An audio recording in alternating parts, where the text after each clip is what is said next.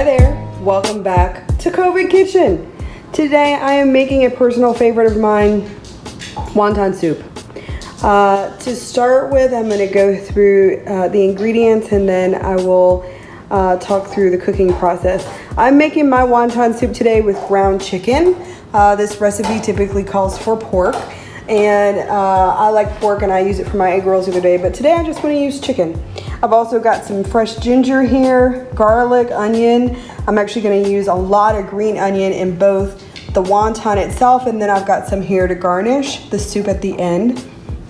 I've got some soy sauce and some sesame oil, and I'm going to be using this water to seal my wrappers. In addition, I've got some chicken broth here. I always go for the lower sodium version, which of course is going to be used to make my soup broth. So let's get started. So I'm using ground chicken in my recipe, and I would have been perfectly happy with ground pork myself. Some people just don't eat pork, and ground chicken is a great substitute. One of the questions that comes up a lot with this recipe is you'll notice my chicken is raw. People will ask if the meat should be cooked in advance and browned like it is in so many other recipes, and the answer is surprisingly no. We're actually going to let the meat cook inside the wonton, inside the broth, and it'll cook fully and it'll be safe and healthy, so we don't have to worry about cooking it in advance. We're actually just going to work with it raw. Let's go on to step one, which is mixing up and seasoning my meat.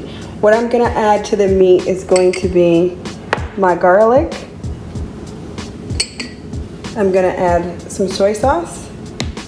I'm going to add my green onion, a little bit of sesame oil, and some of my freshly minced ginger. And I'm actually just going to go ahead and add that to the bowl and mix it up. And then we're going to go ahead and start stuffing the wontons.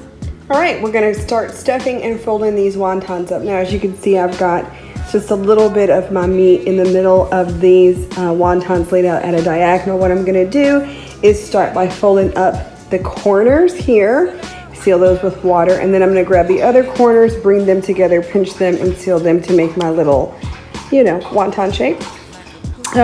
One good thing about making these, you can actually make them ahead. These can go into a freezer bag and be stored for up to a couple months. So at any point in time in the future, you want to pull them out and make another batch of wonton soup or do fried wontons. They'll be ready to go. So I'm done filling about half my package of wontons. I think I've got about 24 of them here. One note about filling these things, you can't put a lot of meat in here or else you're just going to have a hard time sealing it. It's kind of going to gush out the side. You're not going to be able to seal all sides of your wonton, but you can see the cute little fold is done. What I'm going to do is boil a pot of water here, and then I'm going to drop my wontons in and let them cook separately from the broth. Here's why. I want the broth to get a nice flavor from some fresh garlic and fresh ginger and soy sauce. And if I put these wontons in that water while it cooks for 10 or 15, 20 minutes, while all of that delicious flavor cooks into the broth, then these things are gonna get soggy and mushy and kind of fall apart. So what I'm gonna do is boil them in hot water, let them cook, pull them off, cool them, and then when the broth is done with the garlic and the onion and the ginger, then I'll drop them back in. I'm gonna go ahead and get my broth started on the heat.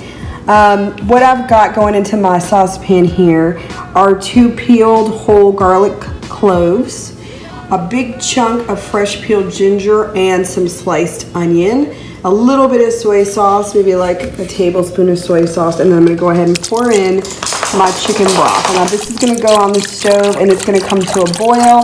Then I'm going to lower the heat and let it simmer for about 10 minutes. And then I'm going to strain these chunks that are in here from it, and the last step is going to be to add my cooked wontons to my soup.